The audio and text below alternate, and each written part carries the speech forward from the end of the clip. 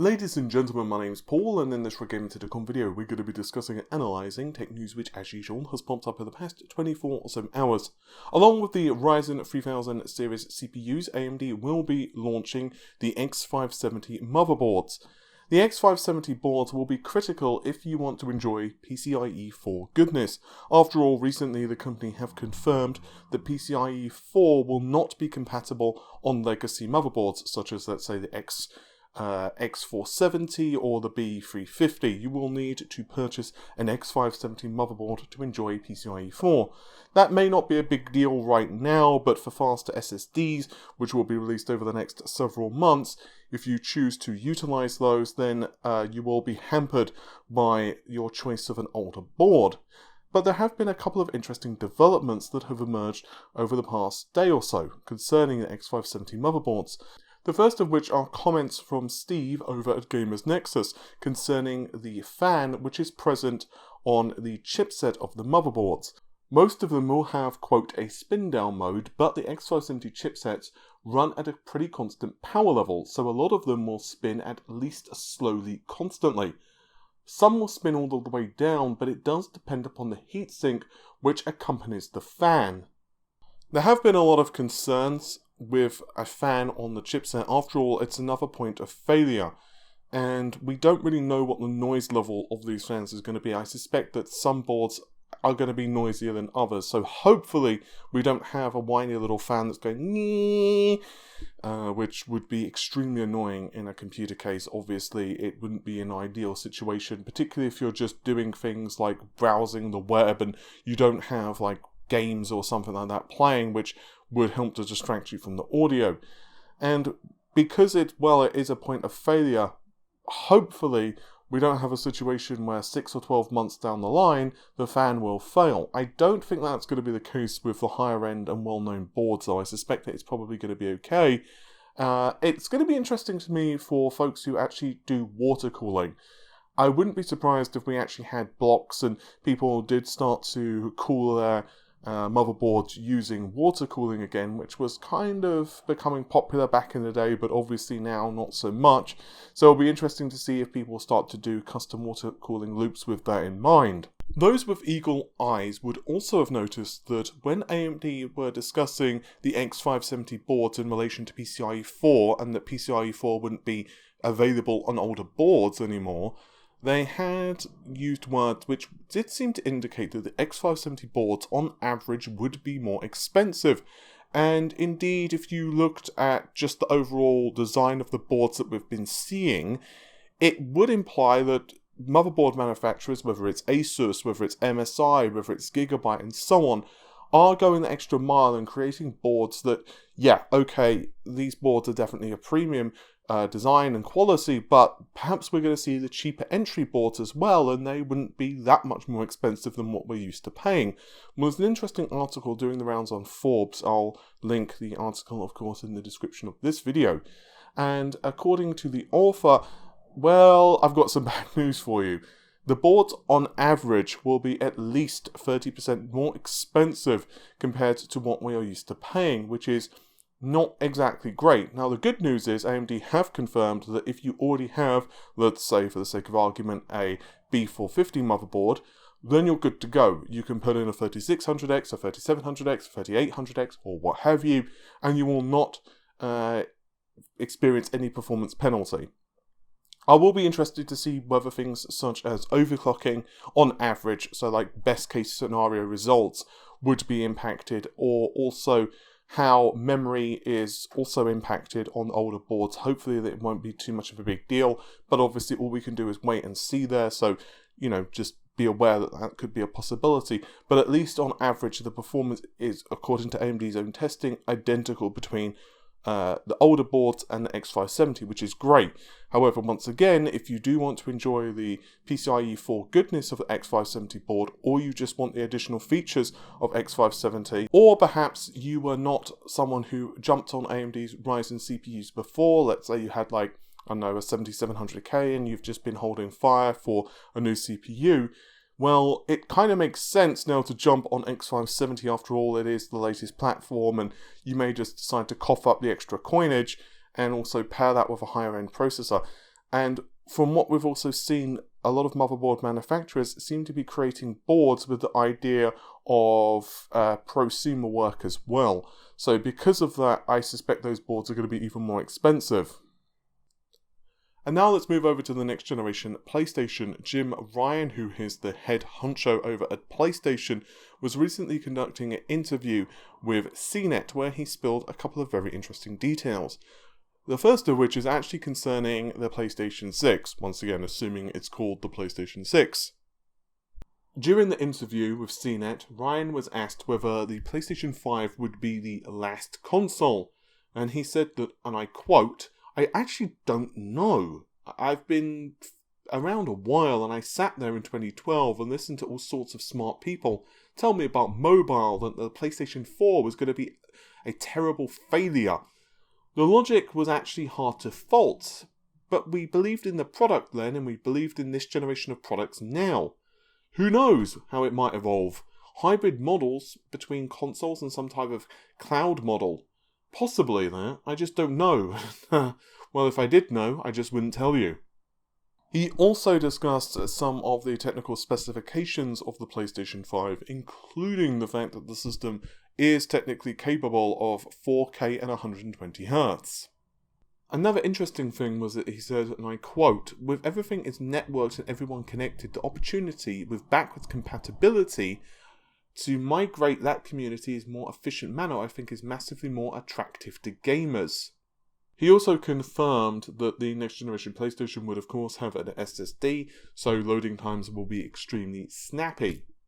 4K at 120Hz sounds extremely impressive, and it is, but you should not expect that to be the target that most games developers will be opting for with their next generation games, because it would be extremely demanding on the GPU. Simply put, all of the performance would be gobbled up just trying to run the game at 4K 120 FPS, not even including any other visual upgrades, because the higher the frame rate, the less time that you have to render each frame of animation. So if you're targeting 30 FPS, you have twice the time to render each frame of animation compared to 60 FPS, and the same goes for 60 FPS compared to 120 FPS. You can also take the PC as an example with the RTX 2080 Ti. That card is currently the most powerful gaming GeForce card available and costs over $1,000 on average. And that card is capable of 4K gameplay with many titles running at over 100 frames per second, but it costs over $1,000 and it is just for the GPU.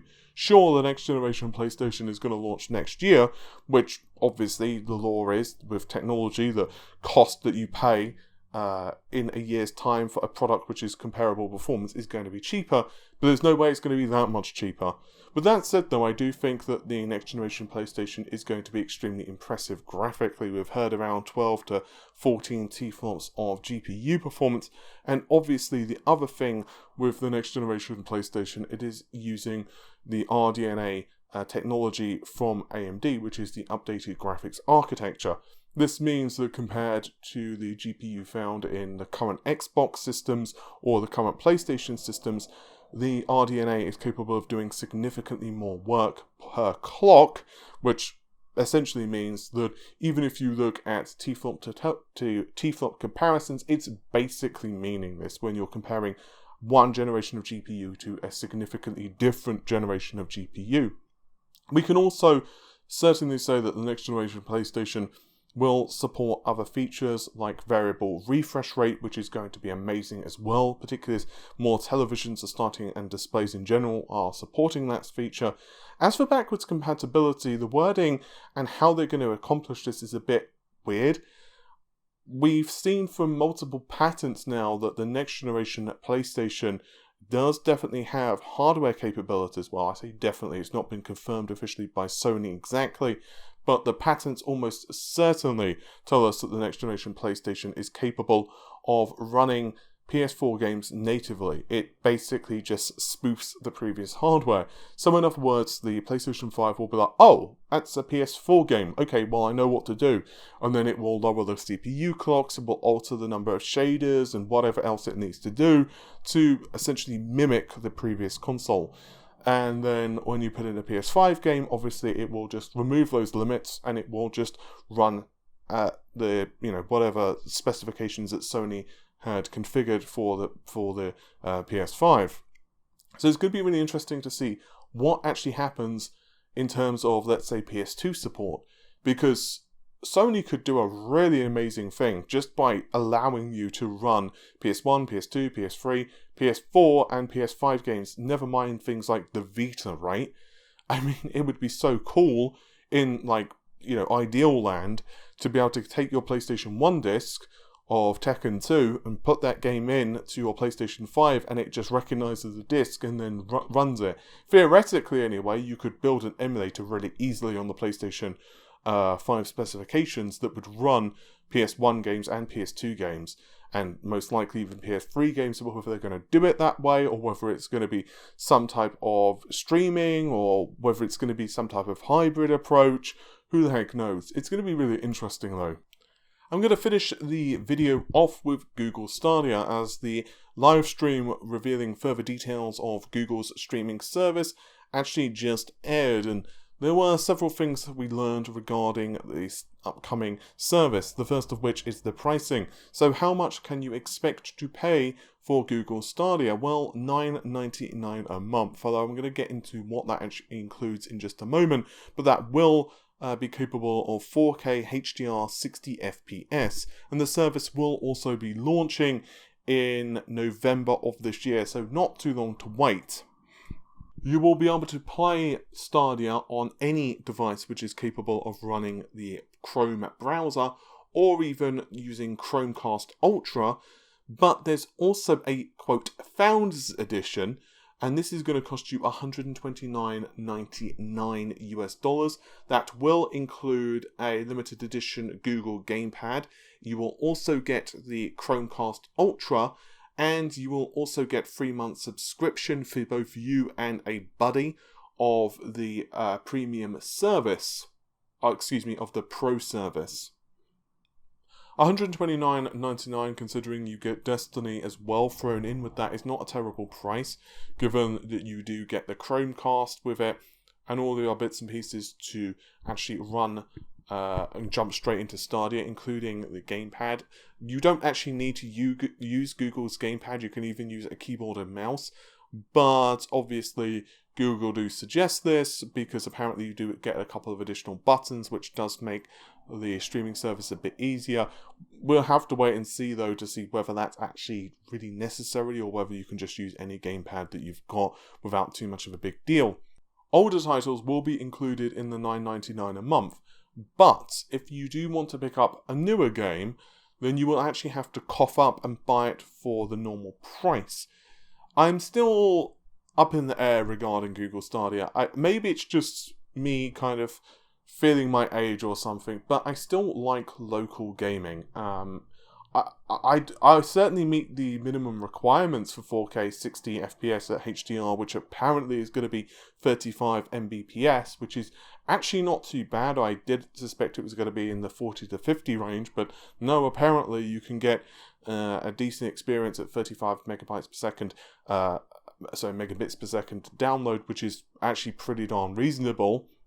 But I don't know, for me personally, I still like playing locally, and I really look forward to seeing what Stadia is capable of, and the fact that you can use it on any device. You can take it from screen to screen, as Google puts it, so you could go from your home of playing on your massive television to taking it on, your phone or what have you. That's great, and I do like that, but I don't think it would be a replacement for me. It might be an additional service that I just kind of enjoy the free games per month, but then really play new titles on my PC or my PlayStation or my Xbox or whatever. I am very curious though to hear what your thoughts are regarding Stadia. Like, did you check out the announcement? What do you think? The games are not bad actually that they're showing off at the moment. You've got all of the Tomb Raiders, which actually is pretty darn good. You've got Final Fantasy and so on. So the list of games that are going to be available is pretty darn nice. I think, however, this is my bias creeping in, because I feel much the same with xCloud from Microsoft as well. I think it's just how I prefer to enjoy content rather than actually the service itself. But I will be testing it out because I do want to see how it feels from the comfort of my own home. With all of that said, hopefully you've enjoyed the video and you've had an amazing day. If you've enjoyed the video, then you know what to do. You can, click the thumbs up button because it helps us out a ton, and also consider subscribing to the channel. You can also find us on Patreon, linked of course in the description of this video, as well as Amazon affiliate links, so if you need to buy a new toaster oven, then, I don't know, you can support Red Toaster Tech? I don't know. And I don't know where I was going with that. Alright, anyway, take care of yourselves. Bye for now. Anyway, hopefully you've enjoyed the video. Normal stuff if you did. Like, share, comment, subscribe, because it does help us out an absolute ton. And well, hopefully I'll see you soon. Take care of yourselves. Bye for now.